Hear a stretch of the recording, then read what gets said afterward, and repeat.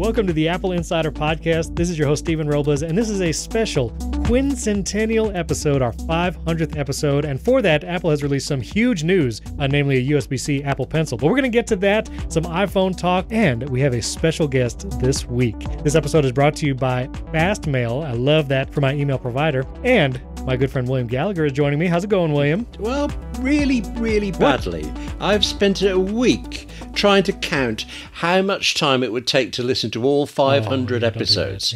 And firstly, I couldn't get all the way back, couldn't add up my fingers. Then I realized this is the 500th. So until this is done, I don't know what it's been a confusing week. Other than that, it's fine. How are you? I'm doing great. And I'm excited because we're not the only two on this episode this week. For our 500th special episode, returning, used to, be on the show regularly, and he was requested by several listeners, Neil Hughes. Thanks for joining us. Yay.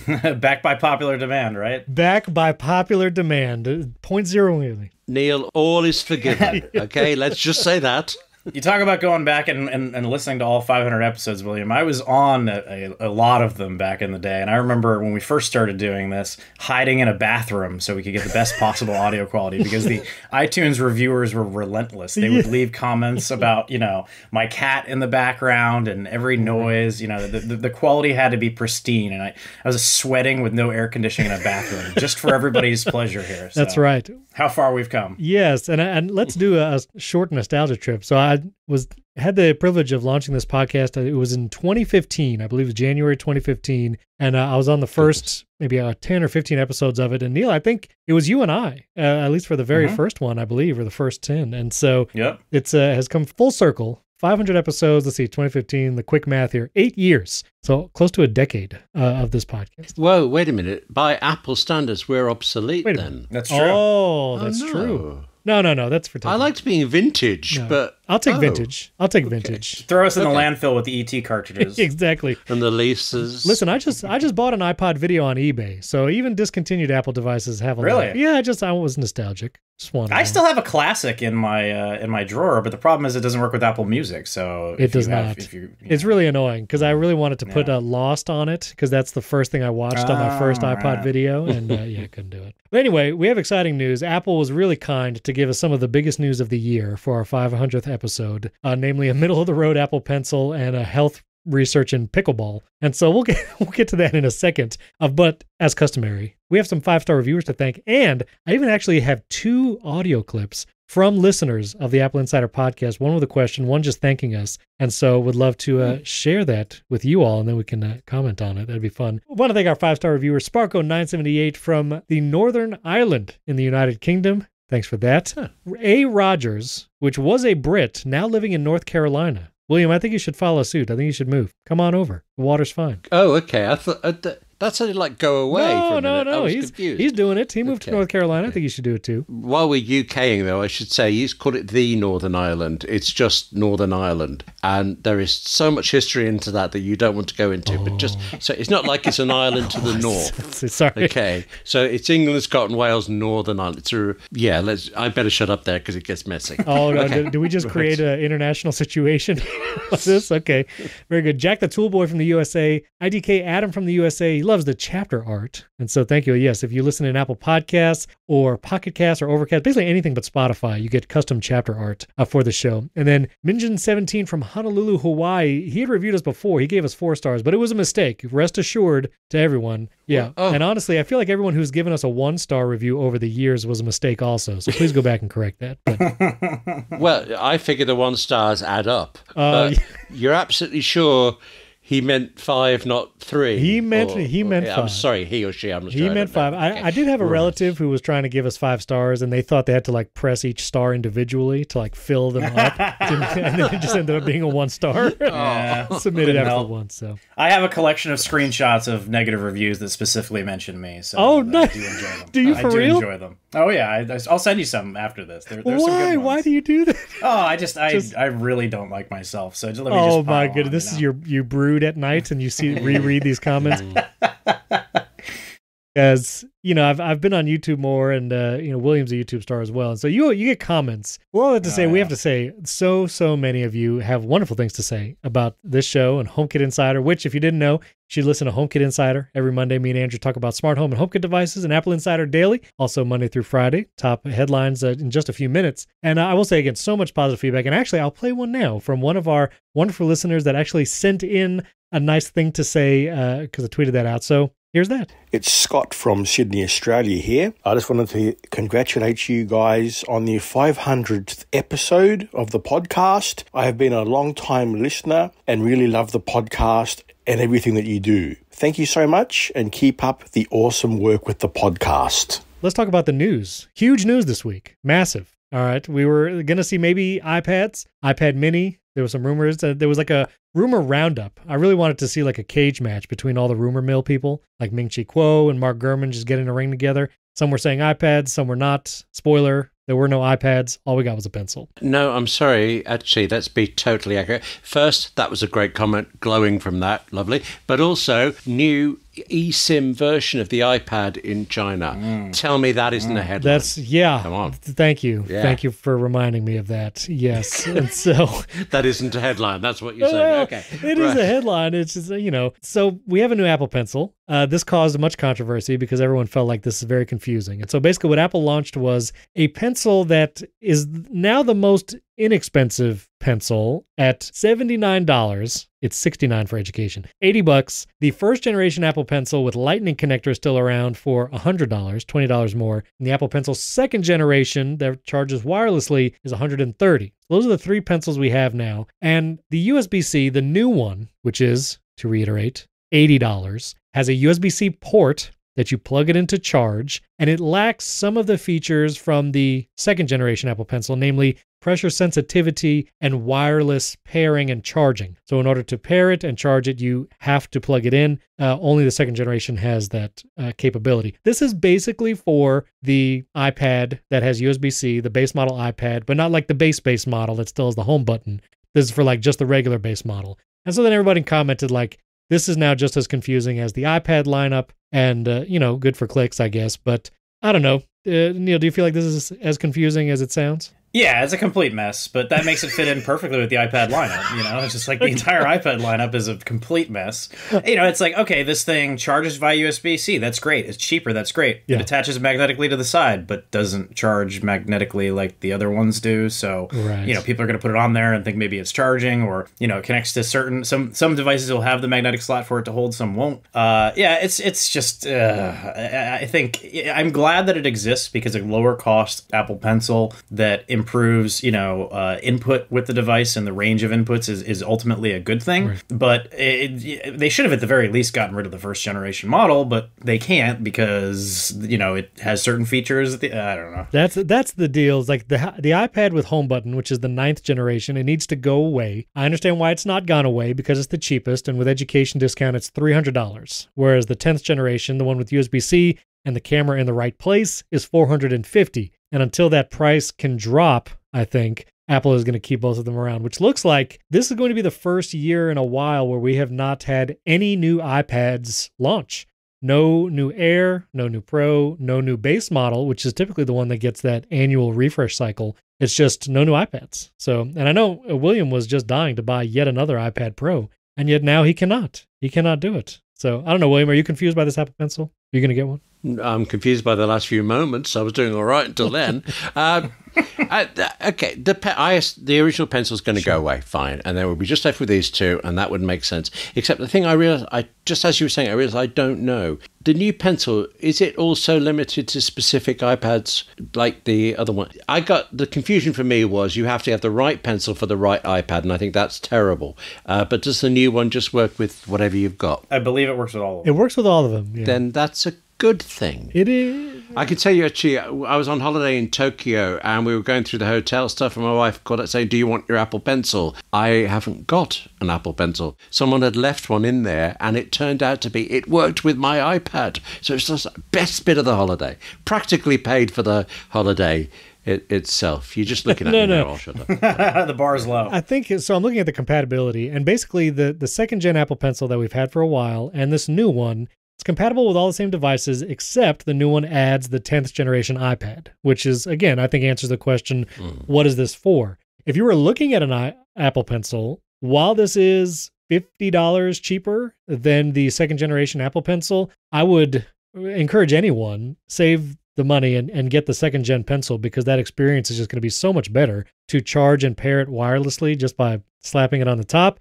as opposed to having to plug a cable into this thing. But I have an iPad Pro and an iPad Mini, and I switch my pencil between both, and that's one of the best features. Yes. Slap it on the side, and it automatically connects. It's just so much easier. Exactly. I do the same thing, and that would be a lot more cumbersome if you have to connect it to a cable. But I was hopeful that there was going to be an iPad Mini this week, and I was overly optimistic. Did not happen. You know, I went on a trip a couple weeks ago, and I did an experiment, and I just traveled with my iPad Mini to see what I could get away with, and it worked surprisingly well, actually. I was pretty impressed. I didn't bring a Mac. I didn't bring my iPad Pro. You know, I've always been a big iPad guy. I like the full-size one, but Sure. In recent years, I've found that it's just like too big, too cumbersome. The Magic Keyboard's too heavy. At that point, I'd rather just bring a laptop, and I can do pretty much everything that I would need to do with my iPad Mini. And so I was taking work calls. I was editing video from a GoPro on it that I was transferring over via USB-C cable. I had to do some work. I designed a PowerPoint on it, and it worked very well. I didn't really have a lot of issues with it. And so, you know, I think that the iPad Pro is just like, the whole lineup's in a weird place. And the fact that they didn't update anything this year, I hope that Apple is using the opportunity to take a long, hard look in the mirror and figure out what they're doing. Because you think about back in the day, Steve Jobs, and not to, you know, whatever, but Steve Jobs would brag, you know, we can fit all of our products onto one table here. It's a very simple lineup. Oh, sure. You couldn't fit all the iPads onto one table with all the different configurations. Yes. Here's the crisis I'm in, because I have an iPad Mini. It's not a crisis. This is like the most like privileged crisis to be in.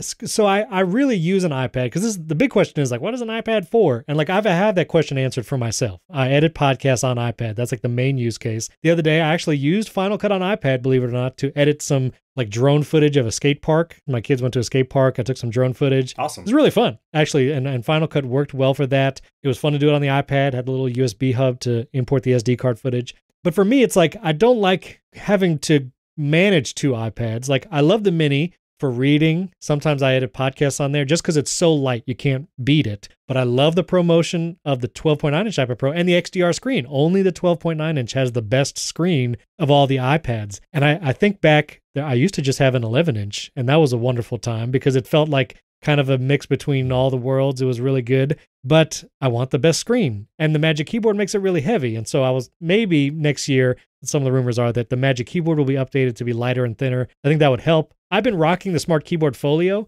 and I've actually really enjoyed it because it's so much lighter, and I feel like my 12.9-inch isn't as cumbersome to carry around. But I don't know. William, you have the 12.9-inch, right? I mean, do you feel any of this consternation? No, I used to have a 12.9, and I miss it, actually. I used to love it. Felt like your hands were in the apps. You were like, the way you were kneading bread, you were using it. But I could not afford a 12.9 again. I went for the 11, and I'm almost always very happy with it. I miss that little extra real estate. But the fact that if I don't know what I'm going out to do, I don't know how long I'm going to be, I can just pick that up in its Magic Keyboard case and know I've got everything I need for it. So I run workshops, I film things, I record things, and then I'll read a book or watch some TV on it. So iPads are for everything, except I admit I've just been away for a few days somewhere working, and I had to use the Mac because the sheer volume of words I had to get out. Right. I don't know how you can cope with that keyboard. It's not even a proper keyboard, really. It's a pretend keyboard. The Magic Keyboard is a very much better keyboard. That's not great English. It's a very good keyboard. Well, I just want to say, you know how Apple sometimes quotes now journalists and YouTubers at the beginning of their events? I really hope they quote you, William, and that they just say the 12.9-inch iPad is like kneading bread. Just have your hands in it. I just hope to see that quote on there. That's what it's like to use the iPad. The lines are already forming to buy them. Did you ever not feel that, though? It's so much more immersive somehow, the 12.9, and I don't know. It feels immersive. I mean, like when I'm editing podcasts, it feels that way. But the ProMotion, I think for me, makes a bigger difference because I scroll quickly back and forth. And when I do that on the iPad mini, it jelly and like the blurry. screen is much worse. Yeah, and it just is like my eyes like struggle to really focus on what I'm doing, whereas the ProMotion allows me to track it much better. And so that for me makes a bigger difference. But I really cannot tell the difference with ProMotion. I don't know. I mean, I've got screens that have it, and I think the screens are very nice, but until I put them side by side with something, I can't tell a difference at all. So am I just blind? I mean, writing is not like a big ProMotion thing. But well, you don't know how fast I type. I mean, come on. It's true.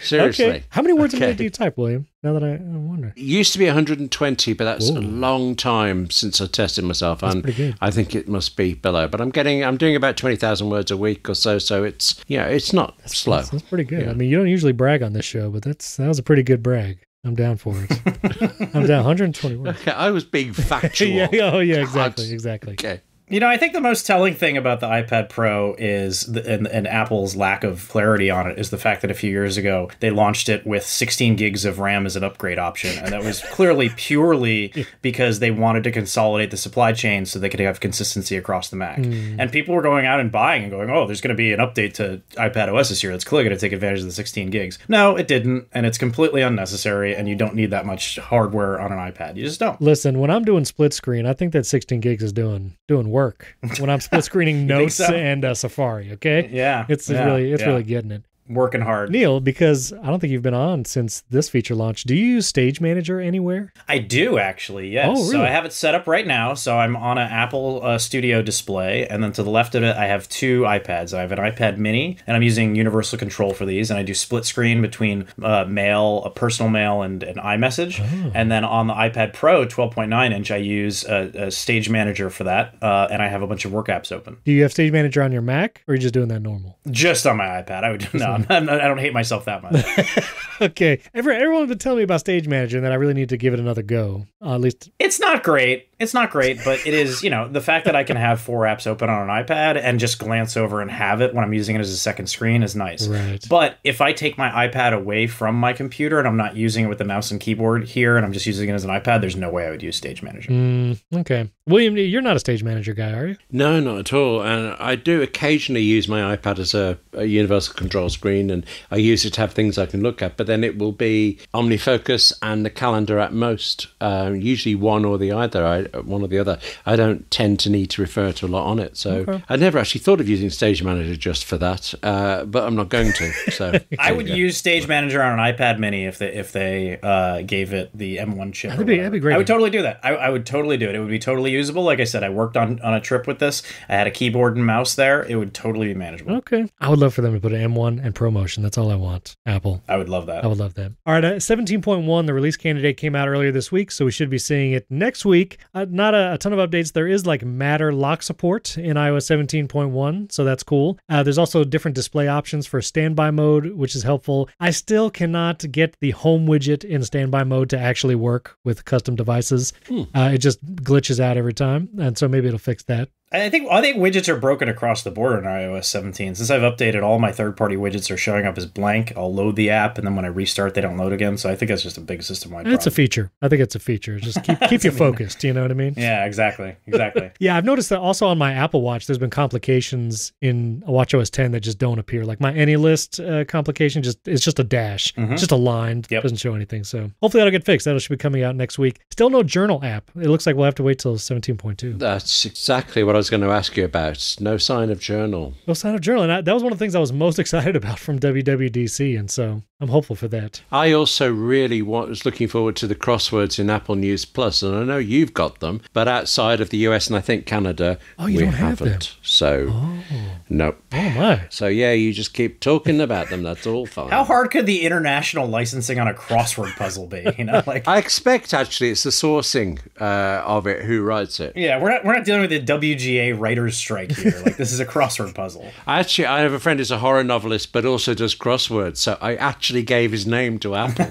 So will this help? Please. Yeah, they didn't really respond. I don't know why. Maybe it's a language thing because if the prompt is what do you wait in at the store before the cash register, you would say queue, we would say line. It causes an international issue. That's true. Yes, that's true. It could be. Actually, there have been a lot of complaints. Is it Wordle? Oh, yes. There've been some either US or I'm not sure it's around which way around it was, but the wrong spelling for a lot of the audience and stuff. Aluminium. So, yeah. That's too long for Wordle. Me and my family actually do Wordle every day. And so, yes, there were a couple words that were like, we have never heard of this. And some of them might have had like a French like root or whatever. And one was British, which was clearly wrong. But yeah, that's what Okay. Anyway, this is a cool update. Mark Gurman had this in the Power On newsletter, but that Apple is developing a system where they'll be able to basically turn on iPhones in the box before they are sold, so they can update the software to the latest version before they are sold or before they get delivered to customers. And this way, when you open it and set it up, you don't have to be prompted with that update your software from this new phone. And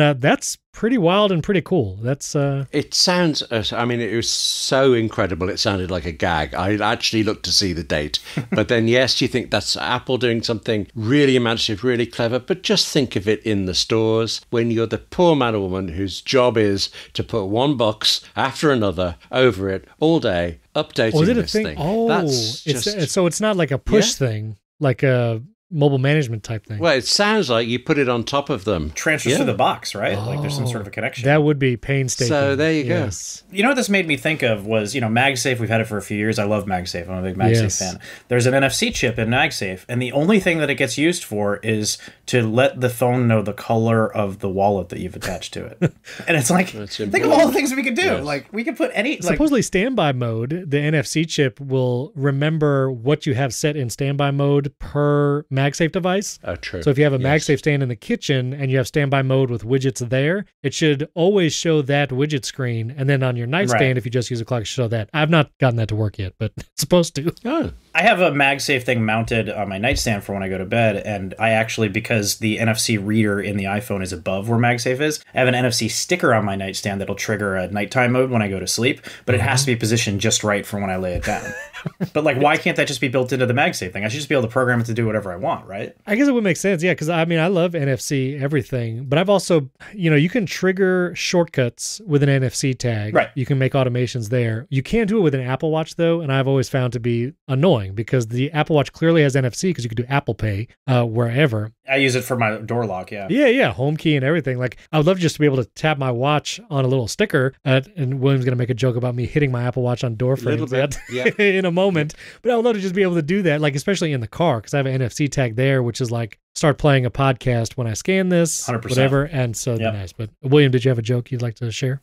Well, yeah, but I'm going to go with a complaint instead. You were saying about widgets not working, and I haven't had any problems. I thought I'm fine, that's all right. But there's the trigger for transactions, so that when you pay for anything at all during Apple Pay, you are able to take that data and put it in a note or put it in a spreadsheet. It is ridiculously hard to figure out how to set it up, and when I finally did, with the help of a theatre writer, Scott Matthewman here in the UK, he talked me through it. It worked once. And every other time I get error from mobile.apple.com or something, and it's just worthless. So I'm not familiar with this feature. Is it in Wallet? Does it work in Wallet? It's a shortcuts automation now. And it's a shortcuts in the triggers under the automations tab, there's a new transactions trigger. And you can literally choose what cards in your wallet you want to trigger, including your home key, which is pretty cool. So you could have that be a trigger. You can also even specify what category of transaction, like food and drink, shopping, travel, services, which I just realized. Do the colors in these categories refer to the colors that show up on Apple Card? Sorry, William wouldn't know about this. Oh yeah. Okay. Sorry. Right. I think that's actually what that is. That's interesting. Though, actually, let's just be fair here about Apple Card. As a Brit, I am helping Goldman Sachs not lose any more money by not bringing You're doing your due diligence. Yeah, I appreciate Everyone it. feels so bad for Goldman Sachs, right? Yes. I lie awake at nights, and I love my Apple Card. Yeah, so do I use it for everything now. Yeah, all right. Sorry, all right. I'm waiting to see. So I transitioned to using my Apple Card for literally everything a couple months ago because the Apple Savings account launched with the 4% interest. And so I'm running an experiment to see, can all of my purchases from when the Apple Savings account opened to Apple Vision Pro launching, will I have enough in that savings account to buy an Apple Vision Pro? You won't. You will not. You will not. I'm not close yet, but So I have a question for you, Stephen, then, as a fellow user of the Apple Savings account. Listen, I'll just snip out for a bit while you two make some tea. Good. Is there an easy way for me to transfer the money from my Apple Daily Cash from my card to to the savings account, because when I go to, it doesn't offer as an option. And every time I go and I can't figure out, it's like, how do I transfer the money again to the Apple savings account? Like it's kind of buried in the menus, and I don't know why they're doing it that way, unless there must be something obvious that I'm missing. So I just did it. It looks like if you're looking at your savings account page, you can tap the add money, you do a dollar amount, hit add, and then you can choose either Apple Cash, your bank, or either banks or whatever banks you have connected. So I think you can transfer it that way. Okay, I'll have to do it that way, because I've been going into my daily cash, and then you want to transfer it, and it just offers me a transfer to a regular bank, and it's like, why wouldn't they build in there to transfer it to my Apple savings account? All right, that's good enough. Thanks. Actually, I forgot. I have an advantage over you two, being in the UK. Yeah, no Apple Card, but Apple Pay and Apple Wallet. You can connect your wallet to your bank accounts, so that just through the wallet you can see all of your current transactions and balances and stuff, because there's an open API, well, not very open, secure open API for banking in the UK. Okay. And I did it straight away. Great. Except it's just slightly slow enough that you open up the wallet, you say, oh, great, I've got enough. No, I haven't got enough money in the bank. Okay. That does sound cool. Mind. I thought you were going to say your advantage over in the UK is a tremendous amount of snark. But yeah, that bank thing sounds cool. That does sound cool. Thunderbolt 4 cables were put in a CT scan. This was Lumafield. They used an X-ray CT scanner to look inside the Apple Thunderbolt 4 Pro cable, which is a $130 cable if you buy it from Apple. And they compared it to a bunch of like USB-C cables, even to like $3 cables on Amazon, which is pretty amazing. But the Thunderbolt cable's got a lot of stuff going on. I mean, it's like a small computer chip in the head of that cable, and it's just really cool to see these images. So it's not filled with diamonds? No diamonds. Little pieces of Apple card. It might justify the price then. I mean, geez. Yeah, because okay, now Thunderbolt cables, cannot you get them? I know the answer to this is like not a lot of places, but Monoprice has Thunderbolt cables. They've gotten better. They have gotten better. They've gotten better. I guess the question is, I know Mike Worthley's already typing at me what the answer is to this. You can get a Thunderbolt 4 cable from Monoprice, 2 meter, which is I think about 6 feet here in real measurements, and it says. Whoa. Okay, right. Need a side episode for this discussion. Okay, but carry on for the moment. 3 countries that still use the imperial system? Actually, I love the fact that America thinks it uses imperial, but so many things are converted to imperial. I know. 2 liters. Second. Yeah, I know. Just like get out of here. Yeah. Again, the snark. It's so if you want the 1.8 meter, that's the $130 one. So the Monoprice one says Thunderbolt 4. You can get the 2 meter for $30. Or no, I'm sorry, $50. Or the Apple one for $80 more. So I'd be curious. I mean, the Apple one is braided. You have that. I spent more money than I would care to admit on the only KVM switch available for Thunderbolt, just so I could use multiple computers with my Apple Studio display and not swap the cable out. You have a KVM switch to your Studio display plus 2 iPads and universal control. How many displays do you need, Neil? I have 3 in front of me, but then I also behind my monitor I have a Windows gaming PC. Oh my goodness! That I have to use a cable that I imported from China because I have to get the graphics card out, which is mini DisplayPort, converted to USB-C so that it will plug into the Studio display. Okay, I mean that's Mind you, sorry, it is a Windows PC, so from switching it on to it being usable, you've got time to import the cable from China. You could just swap it out, right? Yeah. Okay. That's amazing. I have a couple Thunderbolt 4 cables, and whenever I transfer stuff now from iPhone 15 to my Mac, I just use the Thunderbolt cable because I don't even want to think about USB 3 versus 2 or whatever. I just use Thunderbolt cables everywhere. I have a couple laying around. Neil, you have the 15 Pro Max also, right? Or the Pro or the Pro Max? Just the Pro. The Pro. Are you transferring stuff back and forth from that to your Mac? No. I use AirDrop. You use AirDrop? I don't ever plug it in. Even if you're doing like video files and stuff? Yeah. It works quickly enough for me. Yeah, it's fine. Same here. And I'll edit a lot of times on the phone itself, too. I'll use LumaFusion and edit there. Oh, wow. Okay. I want to talk about your filming rig in a second, because I know you posted a picture of that. And I was playing around, too, and tried some other things. But real quick, before that, AirTag 2, Ming-Chi Kuo is saying, is delayed, which this is the first I'm hearing about AirTag 2. But Ming-Chi Kuo says AirTag 2 delayed until 2025, should be over a year away. But it might have integration with Apple Vision Pro. And I think this is interesting because the second generation ultra wideband chip, also known as the U2 chip, copyright Bono or whoever, the U2 chip. It auto loads onto your phone. Exactly. Wow, that was such a misstep, and it will never die. People post pictures of that album all the time. The U2 chip, which is now in the iPhone 15 and 15 Pro and in the Series 9 and Apple Watch Ultra 2, that second generation ultra wideband chip needs to come to AirTag eventually because the AirTags are still on the... That feature is awesome. It is awesome. I love it. It's amazing. And like, I love all the ultra wideband things. I want it in everything. I want AirTags on everything. And so an AirTag with that second gen U2 chip would increase the range. But I love this idea that integrating with Apple Vision Pro, imagine if you could just put on your $3,500 headset to find your $30 AirTag and like run into the wall and break your $3,500 headset looking for a tag somewhere. Let's say you dropped your wallet or it fell in the couch cushions and you put on your headset and you can actually see the exact location of the wallet rather than having to do that arrow. That way. You don't think it's going to work that way? It'd be cool if it did. Well. Be cool if it did. No, but for those who haven't tried the new U2 whatever chip with the new iPhone and the new Apple Watch, the way that it works is you will ping your phone just as you normally do with your watch to go find it. It will point you in the direction of it, let you know how many feet away you are. But the coolest part about it, and this is where it gets like magic, is you get to your phone and then when you pick it up, it knows that you've picked it up and it stops with the alarm. That's slick. That's awesome. That's pretty slick. I just want a U something chip in the Apple TV remote. That's all I want.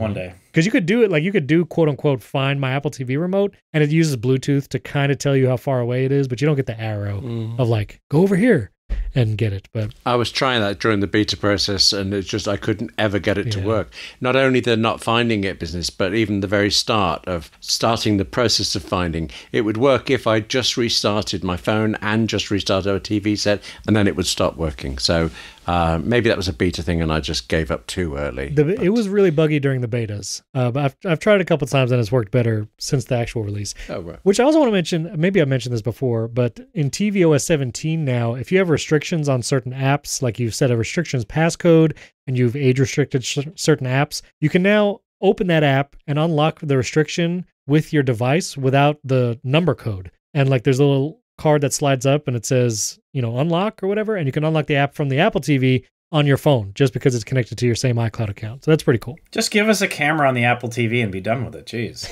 On the box? No, like something that you plug into it. You just put it in front of your TV. Continuity camera. We've already got FaceTime. Yeah, we've already got continuity camera. Yeah. We're already scanning just Face ID, put it on an accessory that can plug in. Microsoft Connect all over again. They bought that company anyhow, so many different ways to interrupt when you're watching a good film. Yeah. You're not watching anything, William. You're just reading scripts. You're not watching anything. You just read the scripts, this, that. I did actually. The other day, I chucked a script up on a TV set, just trying out mirroring, and it was all right, actually. So there you go. I thought you were so close to saying you watched Ted Lasso. I thought it was going to happen. That's just going to happen, yeah. No, I will say Passkey has been working better for me. Like whenever I have to log into iCloud.com or AppleID.apple.com, Passkey's actually been working. It scans your face, does Touch ID. Yeah. I want Face ID on the Mac. That's the one thing we're missing. We still don't have it. How do we not have that? I don't understand that at all. I mean... Well, the display is thinner than any iPhone, isn't it? So presumably there's a width thing. The fact that they put a cutout on the display and didn't put Face ID there makes no sense to me. Yeah, exactly. Like the MacBook Pro, but even on like Studio Display and stuff, I mean, there's got to be some kind of method for that. Because Touch ID works wirelessly, like from the Magic Keyboard. No, when they built the Studio Display, they had to get rid of cameras from the iPhone 3G, so they just put them in there. Wow. I use that camera pretty much every day. It's fine. It's totally fine.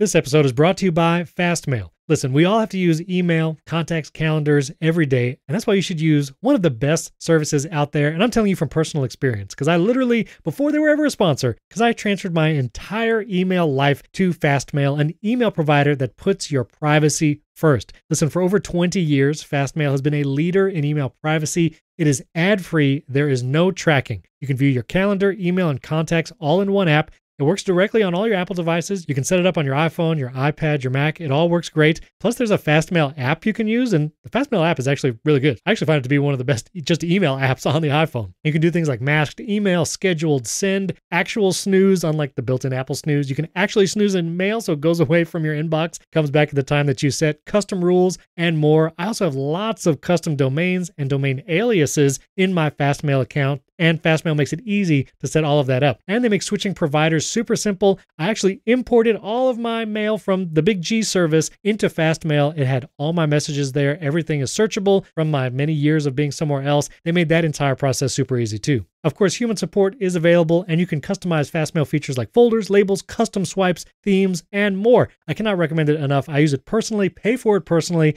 and have been doing it for several years. So to learn more about their service, visit fastmail.com/AppleInsider for 10% off your first year, and then follow them on Facebook, X, Mastodon, and LinkedIn. Fastmail, it is my favorite email provider. Visit fastmail.com/AppleInsider. The link is in the show notes. You can check it out there. Well, thanks to Fastmail for sponsoring the 500th episode of the Apple Insider podcast. Speaking of cameras and filming, so I want to talk about the iPhone 15 Pro in filming, because I think we all do that. I know, Neil, you posted a picture of your rig. William's over there. He's got iPhones all over the place. I've been doing more of it. I've been looking for the ideal solution to film ProRes video directly to an external SSD, so I don't have to take up my iPhone storage, and be able to do external microphones, which I know, Neil, you figured that out, and do it all. And so I just want to mention this one product. I finally landed on it. I read our roundup of all the different filming rigs that you can use with the iPhone and different SSDs and hubs. But some of the hubs, like I tried the Satechi one, where you can actually insert an M2 SSD into the hub, but the Satechi one, the connector, like it didn't fit right. I couldn't get the SSD to work. I returned that one. I've finally landed, this was one not mentioned in our article, but I'll put a link in the show notes. The Solore, it's a no-name brand. Solore and S Global USB-C hub, Selore. It is a USB-C hub that lets you install an M2 SSD into the hub, and it acts like a drive. And so I got a 1 terabyte Samsung M2 SSD. Then it has HDMI out if you want to monitor. It has a USB-C in for power. And then, this is important because not a lot of hubs have the 2 USB-C ports. It has a second USB-C port, which I can then use to plug in an external microphone. And now if I use this hub with my iPhone 15 Pro Max, I can film ProRes video directly to the SSD inside this hub. I can plug a microphone into that USB-C port, and it's pulling the audio from that. And I can plug in power, so the iPhone is charging. And ideally, I can also plug in an HDMI cable and use something like the Orion app on my iPad and a USB HDMI capture device and see the iPhone screen on an external display. It all works. It's all great. I did notice that if you do the HDMI out and mirror your iPhone screen on that external monitor, it's going to overheat pretty quickly.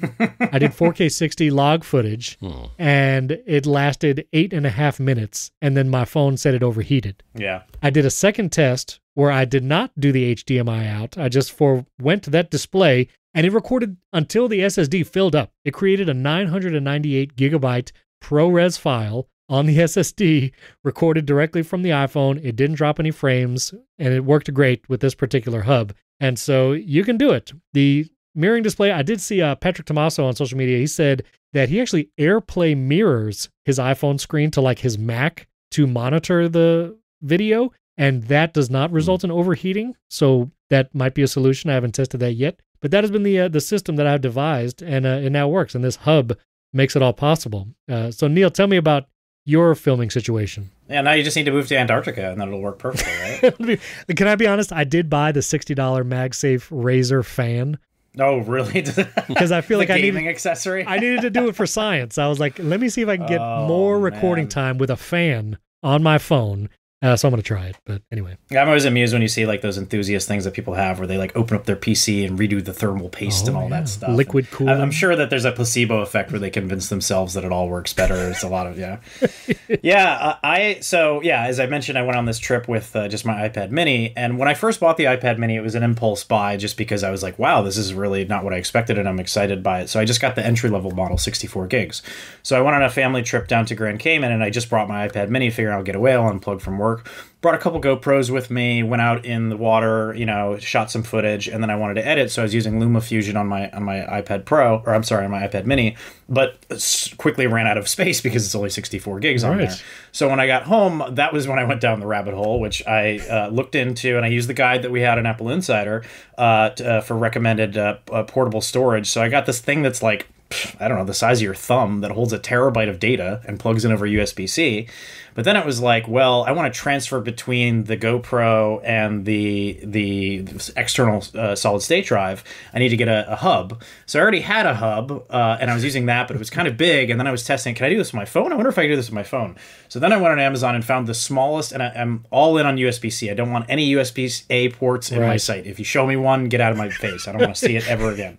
You curse them and tell them all in on USB-C. Yeah. So I've got one of those MagSafe mounts for a tripod mount for a camera from the brand escapes me, but they make some pretty good stuff. And then I've got an external Rode microphone as well. Yep. So yeah, it all works with the caveat that the USB-C hub needs to have power connected to it. So I also conveniently have a small battery. So I tied all of this to the handle on a tripod. I've got a Rode mic. I've got a 1 terabyte drive. I'm recording Apple ProRes 4K directly to the drive because there's not enough storage on my phone to do that for more than 30 seconds. And it's on a tripod, and I even put an LED light on top of it so I could get extra light, and it works. And it would record. It looked like my recording time was like an hour and a half. I'm sure it wouldn't have lasted that long if as soon as it overheated and then burst into flames. But it worked, and so it's a great setup. And now I feel pretty confident that like when I travel, all these things that I would normally bring, you just don't need, and you can do all of it from just your phone if you want. Yeah, it is really cool. And honestly, like Final Cut on the iPad makes it so you could just do like iPad, iPhone situation. And I did mean to say I was able to record 1 hour and 31 minutes of 4K 60 ProRes log directly to an SSD. And that's how much a terabyte fills up. So you get an hour, 31 minutes if you're doing 4K 60. And that's what William's doing. It's crazy how these things overheat, though, because I've got one of those little Insta360 cameras, like the ones that's like the size of your thumb that you can just slap on anything. It's magnetic. Yeah. And it'll get like 10 minutes of recording before it overheats and turns off. So the reason why it overheats to the HDMI display, I could be wrong. I really have no data for this, but it feels like the iPhone is really not optimized to run external displays and to like have its display mirrored somewhere.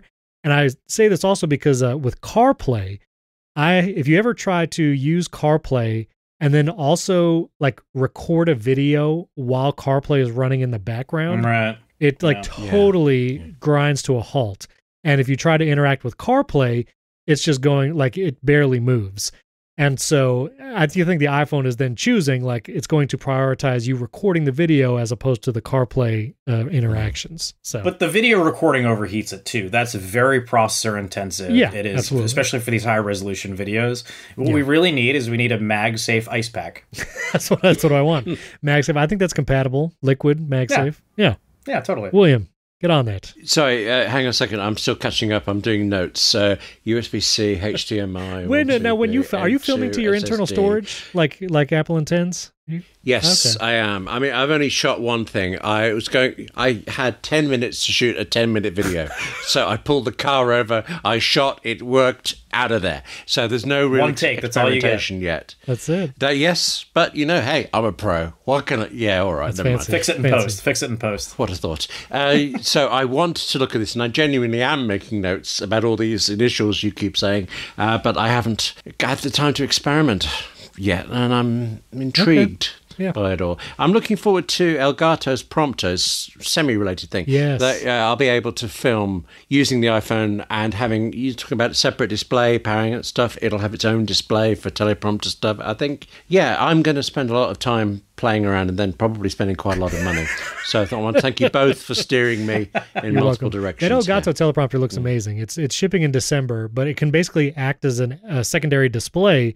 And so if you wanted to, let's say you were doing recording, like in Riverside, like we're doing now, and you're doing video, you can literally just drag the window onto this Elgato teleprompter, which has a built-in display and the mirror, and it's compatible with multiple cameras, like mirrorless camera. You could do webcam, Elgato's camera, and then you're basically like would be looking directly into the lens, but you're also seeing the window, the image of the people you're talking to. And so it's really cool. There was a video by DSLR Video Shooter where he has this elaborate setup just like that, but requires a lot more equipment and setup. And so Elgato made it easy. That's pretty good. That's awesome. Before we need to argue with Neil about FineWoven, let me play one other audio clip from our wonderful listener, McGuire. And he has a question. He was asking which is one of our favorite new ringtones. from iOS 17. And so I'll find mine in a second. But this is a nice words from McGuire. Hey, folks, just wanted to say thank you for putting on an amazing podcast every single week. And a quick question for all of you on the podcast. What is your favorite ringtone from iOS 17?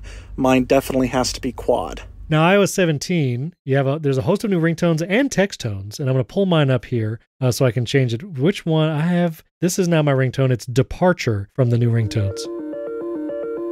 Ooh. That is the ringtone that I have chosen. And have you guys chosen any new ringtones? No. A very, very long time ago, I managed to get a recording of the Universal telephone. So Universal Television, the sound effect for the phones in Colombo and Macmillan Wife and all of those, it's the same sound effect. And I managed to get a copy of it, and that has been my ringtone ever since. I never thought to look anywhere else, I'm afraid. That's really exciting, William. Thanks for that. Neil, how about you? Actually, my phone has permanently been on mute since 2007. I never flipped the switch back, and I don't even know what the ringtone is. That's why you never answer. I keep calling. I'm not even lying. I have no idea what my ringtone is. I don't have a ringtone. It just vibrates. That's it. I mean, there has to be one set. I mean, it might just be. I'm sure there's one set. I have no idea. It's in the settings. Let me pull it up. Oh my word! Yes, it's in the settings app. Sounds and haptics. It's probably the marimba, like the original. No, it's old phone is what it is. It's one of the classic ones. Wow. So I have not updated it since 2007. That's amazing. So when they got rid of the switch, at first I was a little bit upset, and then I was like, I've never flipped it. And it was like, I'd rather have anything else there. So now I have the action button. Okay, now... No, I'm the other way around. I still miss the switch. I kind of do too. I used to use it a lot, but there we go. I do... Okay, so here's now the question for the three of us. The action button, I myself and many others made videos on like, how to have the action button do 1,000 different things, depending if you're holding your breath, if you're holding it upside down, if you're standing on one foot. The action button can do all these things. And I'm curious what you guys have now set the action button to do. Neil. Well, I'll start this off by saying that I got an Apple Watch Ultra last year, and I went absolutely off the rails, programming the most complicated possible action button scenario based on time of day, location, calendar events. You have no idea. It's absolutely absurd. So if it's after work and I'm outside, it starts to run. If I'm at the gym, it starts weightlifting. If I'm at the rink, it starts for a hockey game that I'm going to be playing, tracks all that. That's pretty slick. Yeah, I have all kinds of things based on a bunch of variables. When it came to the phone, I wanted to get as complicated, and then it was literally I couldn't think, because you want to interact as little as possible with your watch, right? It's You look down on it, you press a button, I'm done. With your phone, it's so easy to just search, pull up an app, whatever. So I have it do two things. I created a shortcut, I should say, where it checks what time of day it is, and it checks when the sunset is that day. If it's an hour after sunset and I'm at home, it turns on the flashlight. Any other time, including when I'm away from home, even at night, it turns on the camera. Okay, so those two things. That's it, depending on the time of day. Yeah. Depending on time of day and location. That's pretty good. William, how about you? I went down this long rabbit hole of all sorts of things to do with orientation of it, and it wasn't quite working, and I thought, well, it will if I just do this, and I could never quite get... And in the end, actually, this morning, I thought, oh, forget that. And I just went back to launch a folder full of shortcuts, and I made sure some shortcuts I use a lot were there. And that was it. Yeah, I was very excited. I tried the orientation thing. I tried focus mode. And I felt like there was just too much cognitive load of trying to think, what is it going to do right now if I enable it? And I didn't want that. And so I've resorted to what you said, William. I have a folder of shortcuts. I don't use it super often. I do have like a mute toggle shortcut action there. I have some HomeKit scenes. The one that I really use the most often is a shortcut to iCloud passwords, because I've been using it more and more. It's a pain in the neck to get to it from the settings app. And so if I do the action button, one of these shortcuts is just iCloud passwords, and I jump right to that page in settings. And that's been actually the most useful. I might just map it to that directly, because that is a nice feature, yeah. One tip that I'll share that I didn't realize until I set up through shortcuts that I thought was pretty interesting. If you invoke the flashlight through Control Center or through the lock screen, you can set it to the lowest setting that they have available, but it's still kind of bright. Whereas if you have it do it through the action button through shortcuts, you can actually go lower on the brightness setting. So I have a very dim flashlight that I'll use. Oh, that's pretty slick. So am I the only one who switches on and off the flashlight using Harry Potter magic spells? I mean, that's on brand. Do you not know about it? Yeah, I know. What is it? Hang on, you know that you actually can do this. Yes, I do. If you say Loomis, there you go. It turns on, yeah. We all saw it. Yeah. And all of our listeners saw it. Everybody saw it. Yeah. Can't you also do Isn't there like a Star Wars one, or a Star Wars reference, or something, or a Gandalf one? May the airdrop be with you. You've got the Star Trek emoji in there, the Spock one. Man, hold on. It's I thought there was a Lord of the Rings one, like when he makes his staff glow.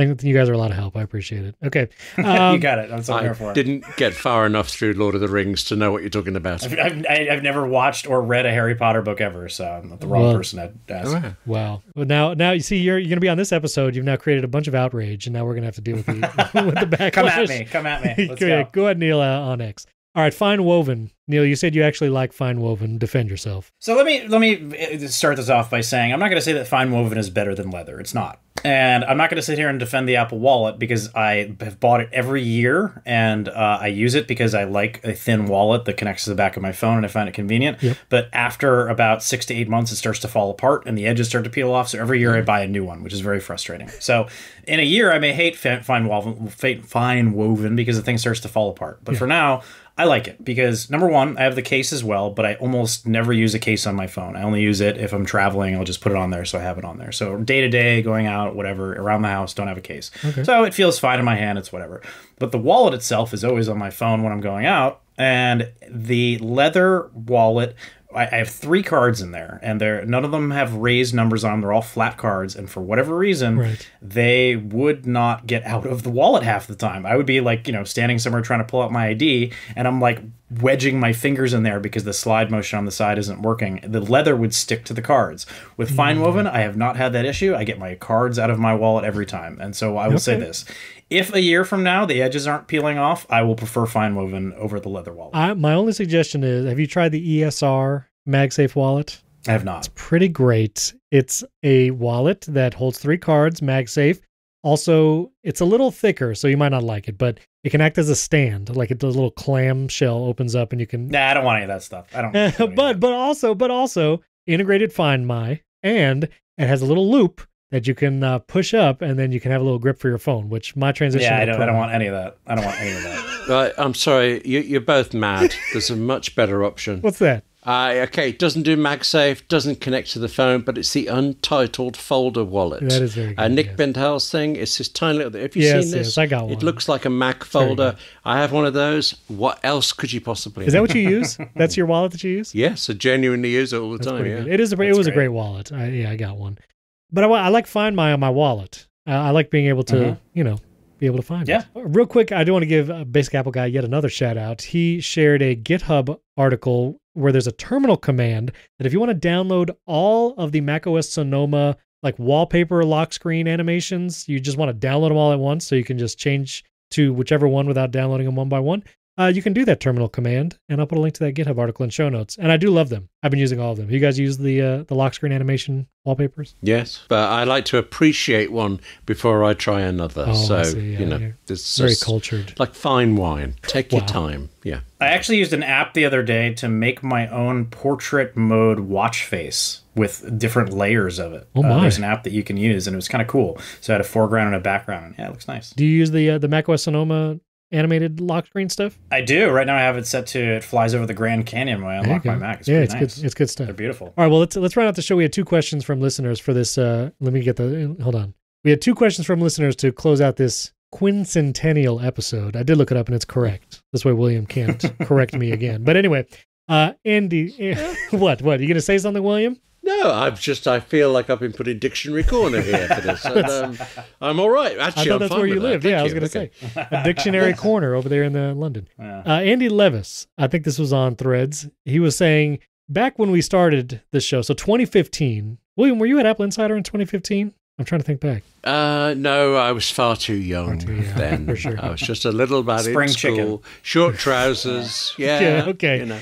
Well, if you could think back that far anyway in your Apple career, do you remember if there was a rumored device back then that we were excited about that maybe has not materialized? And what would we hope to see in the same amount of time? So what was it, 2015 and now, so 8 years from now? William, you already have something? Well, I already know I would have been expecting the blue Apple car back then, definitely. Now, you're joking, but I will say back then, actually, the Apple Car project, that was one of the big news breaks from AppleInsider. I forget if it was was it Dan something? I forget who it was, but the Project Titan, that we had a huge article. I think it was in 2015. Oh yeah, I did that one. Did you do that? Yeah, there was a garage there that they were working on, and all the neighbors that were nearby were angry because there was noises going on all night. Yeah, right. That was crazy. That's so sinister. Yeah, it does. It does. Okay. But that was the big device that was around then, and we still have rumors to this day. And it looks like maybe that project is fizzling out, but. That was the big thing back then. 8 years from now, I mean, we just got Apple Vision Pro this year, launching next year.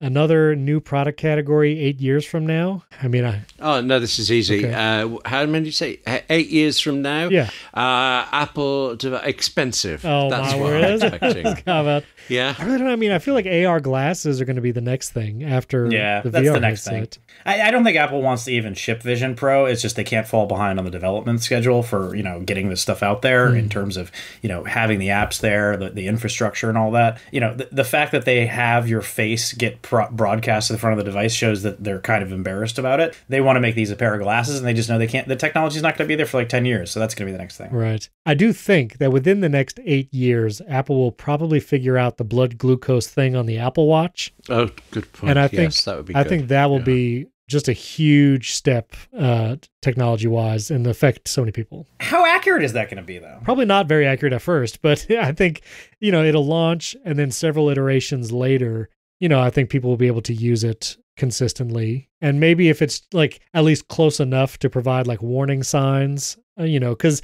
Yeah, I mean, if it's good enough. Right, because even like the temperature sensor in the current Apple Watch, it's not like you can get your current temperature exactly right now, but it gives you trends over like the evenings, so if you wear it every night, and if your temperature is consistently higher than, the baseline that it establishes, then it can give you a warning or a notification. And so even if it's just that, if it can read a baseline and read when it's significantly away from that baseline, that it gives you some kind of signal, I think that'd be worth it for people. But yeah, the blood oxygen is not really that accurate either. I mean, half the time I'll check it and it says I'm at like 85%, at which point I would be almost dead. So, it's not... I will say that blood oxygen thing, I got my mom an Apple Watch Series 8 back in Mother's Day before the Series 9 came out. And it has the blood oxygen sensor. And she'll ask me sometimes, she's like, it says my blood oxygen is like 94. Is that okay? I'm like, you're fine. Like that.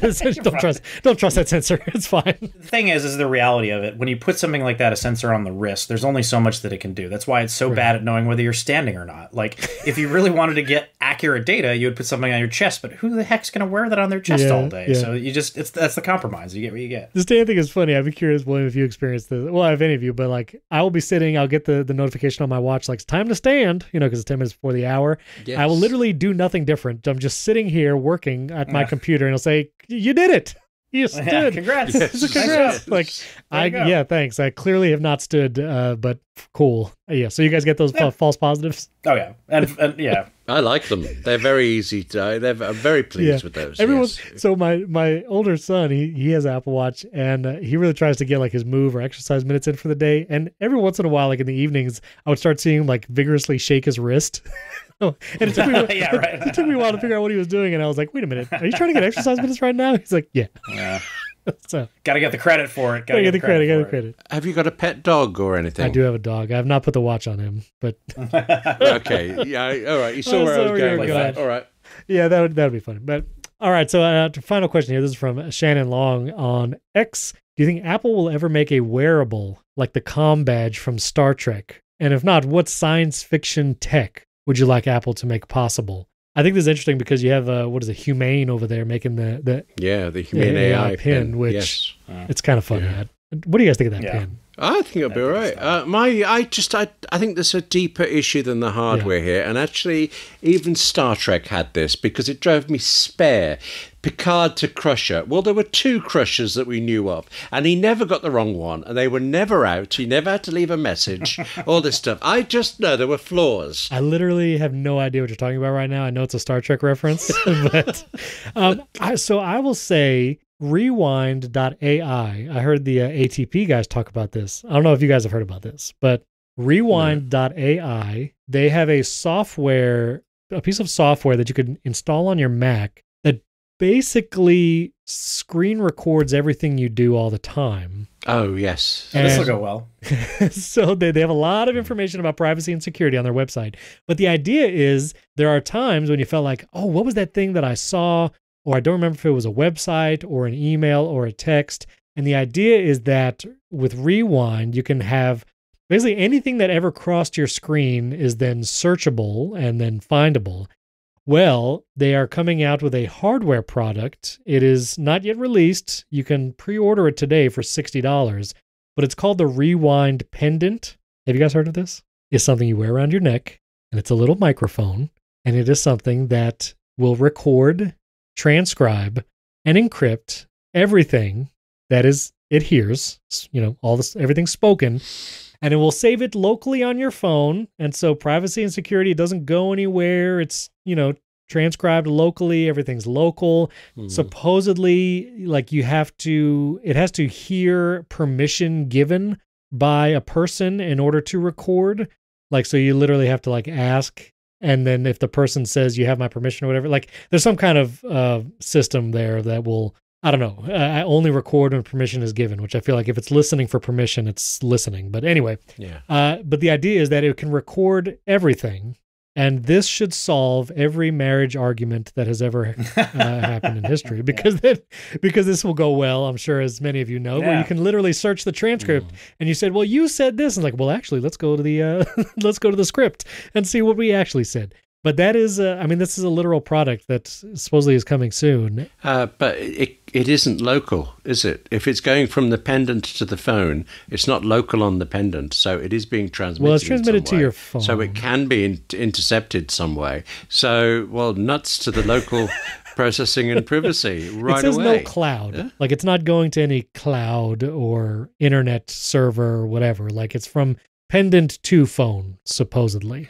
There was something on NPR a few weeks ago about this new website that's out there where you can upload a photo of yourself and then it will search the entire internet to find your face in places that you may not know that it exists. Oh, no. So I said, okay, well, let's see how this goes. So I went and uploaded a photo, and there I am, in the background at a professional wrestling show, sitting in the third row, grainy photo of me, but it's me. Wow. And it was somebody uploaded it to their blog, and there I am, out in public.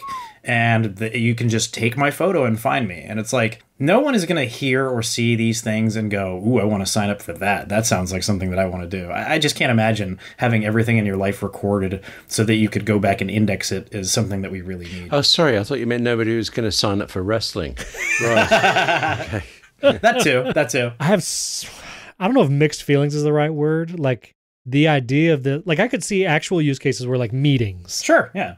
I've been in so many corporate meetings where no one remembers what is said, no one takes good notes, and unless you literally have someone dedicated to the administrative task of minutes, which I feel is an old school concept, this in a work sense makes sense.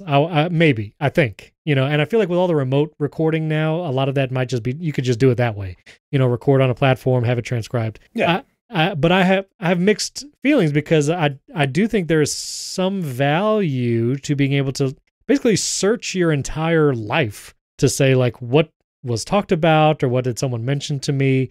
So I guess to bring it back to Apple, obviously there would be so many privacy implications for something like this. But if Apple were to somehow, the Journal app, I think is a great first step and maybe an example of saying, let us privately and securely conglomerate all of you, your photos, your music, your podcasts, your locations. Let us do that on device, locally, privately, so we can give you a picture later of what your day was. And honestly, I don't mean to be morbid, but I mentioned it before. I lost my father almost a year ago to a heart attack, and I have his phone, and I have not erased his phone or anything. It's still left there, and I'm actually eager and curious to run the Journal app on his phone and see, I don't know if I want to do this. I don't know if I should do this, but I am curious, could this actually create memories of days when we all did things as a family and he had photos or videos that I didn't or whatever. And to be able to look back and see this was a day of his life. I don't know if that's good or not. I don't know if I should do that or not, but I'm curious to see if it's possible and if it would do that. And I think the Journal app is a better step than maybe wearing something around your neck that records everything all the day. But anyway, that's one thing. So is Journal retrospective? unthinkingly assumed it was like day one, which I'm not very keen on, but... I think it will be retrospective because it has, I mean, at least with photos and things like that. And, you know, like music, your play history is in music. It can tell you how many times you listen to a song, and I assume it has the metadata of when you were playing that song. The same with podcasts, if you've used Apple Podcast. So I assumed it would be retrospective, but I'm not 100%.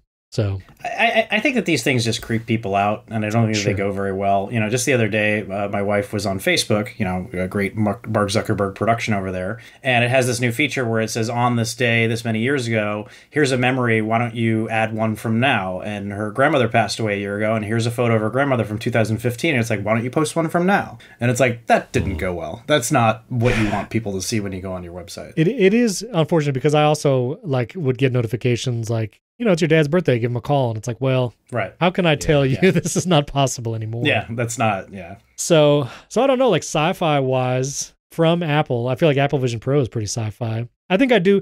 Here's the one feature that I would spend $3,500 on to buy an Apple whatever. If I could get a pair of glasses that actually look like glasses, and whenever I met someone that I had previously met, but I forgot their name, it just shows me their name in front of my face. And the other person can't see it, but I can. And I could say, hey, John. And I don't have to have that moment of like, oh shoot, this person remembers my name and I don't remember theirs. That's worth it for I'm me. in support of that. That's the Star Trek feature I want. William, what about you? What Star Trek feature do you want? Tea? You want it to make tea for you? Oh, okay, that's you. Replicators. That would be so fast. No more cooking and no more washing up. Wonderful. Afterwards, my mind was going to faster than light travel and transporters. Oh my God! No, I don't know if Apple's going to solve that. In the next 8 years. Mug of tea and a sausage sandwich, I'm sorted. Bit of chocolate afterwards. Sure. Yes, that's my new horizon. Amazing. Okay. But for real, like any future thing that you've always just wished Apple could make, or I'm actually running through Deep Space Nine in my head to see what was in there that I liked. They had very good lifts, but I don't really feel that's quite the thing we're looking at here. So I'm going to go with I'd probably wear one of those comm badges if they were done and they sorted it out. I could see me doing that, slapping my chest and saying, "William to Stephen." No, not that Stephen.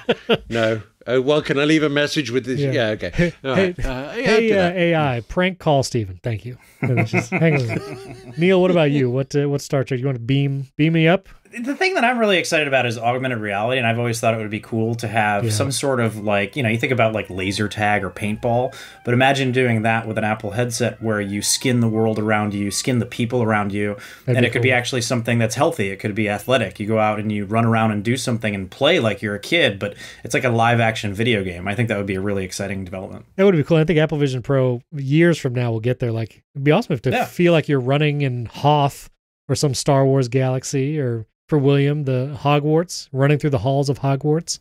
Thank you. I'm suddenly thinking, is this a way to play this pickleball sport that I had never heard of before this week, but apparently is really I would 100%. Now, AR pickleball sounds like a professor of education somewhere. I did see people... Sorry. You could play pickleball against Shakespeare. Okay. What is pickleball? Oh, William. Okay. I'm skipping this because I just genuinely want to know what in the world is this thing. Apparently it's not tennis, but that doesn't help. It's tennis on a much smaller court and with much louder noises that annoy everybody nearby. Or it's table tennis but larger, whichever way you want to go with it. Right, that's it. Okay. Easier on the knees. Oh, right, that's... Yeah. And it's called pickleball because the ball's greenish. The ball's greenish, and it's very loud. From Neil, from your reactions, it sounds like you're not crazy about pickleball. Is that accurate? It's fine. Whatever. I literally have a pickleball net in my garage that we bring out and we play in our front yard. People love it around here. So it's good for kids. You know, the kids can do it because tennis is hard, and table tennis. I enjoyed table tennis a lot, and I actually saw the MetaQuest 3, Facebook's new headset. There's actually a ping pong thing, but I have to imagine there's not good latency on that. Ping pong can be a very fast game, but. Yeah, it's pickleball, William. So is it just that I'm not in the States that I haven't heard of it? It's a big thing there? Oh, yeah. It's huge. Caught on big time. It's called, there's like literal like issues with it because they're taking some tennis courts and making them into pickleball courts, which angers the tennis people. And then if it's near like housing, the pickleball is very loud. Like it's louder than tennis because it's a hard racket with a hard wiffle ball style ball. And so people are complaining about noise. Yeah, it's Yeah, the park near me, they tore out the bocce ball and put in pickleball. So see, look at that. Bocce. Right. Oh, right. The rest of the show is It's not going to all be us sports, explaining isn't it? sports. why to do they you. call it cricket, William? Yeah. Oh, that's a good question. Do they? Oh. Yeah, it's cricket. Well, that's been a great show. Thank you to all our listeners who send recordings and questions, and for listening and supporting the show over many years. Some of you reached out on social media, said you've been listening since the beginning, which is awesome. And Neil, thanks so much for joining us on this 500th episode.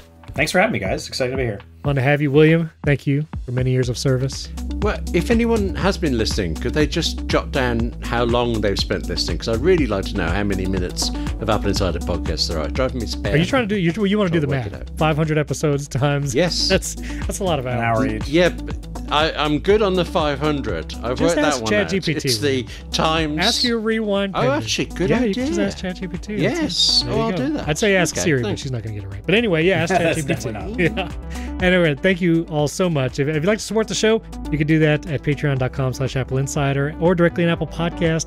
Thanks again for listening. 5-star rating, get a shout out on the show. And of course, check out HomeKit Insider and Apple Insider Daily for all your Apple news. Thanks for tuning in. We'll catch you next time.